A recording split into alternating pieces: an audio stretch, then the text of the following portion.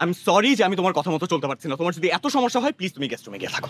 বিয়ে সুন্দর একটি বিষয়, তারপরেও বিয়ে সবার জন্য নয়। ফারহান ও আমিরা এমনই এক বাস্তবতার মুখোমুখি হয় যখন তারা দুজনেই বুঝতে পারে একটি মৃত শূন্য হয়ে যাওয়ার সম্পর্কে আটকে আছে। এমন বাস্তবতায় তারা বুঝতে পারে না কি করবে। I want a divorce.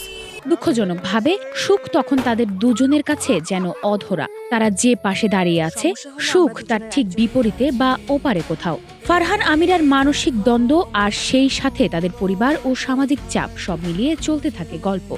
আর সেই গল্পের নামই একসাথে আলাদা। মিশন হারানো প্রেম তুমি ফিরিয়ে দাও। এই গল্পটি বাস্তব জীবনের নয়, একটি ওয়েব ফিল্মের। এটির নাম একসাথে আলাদা।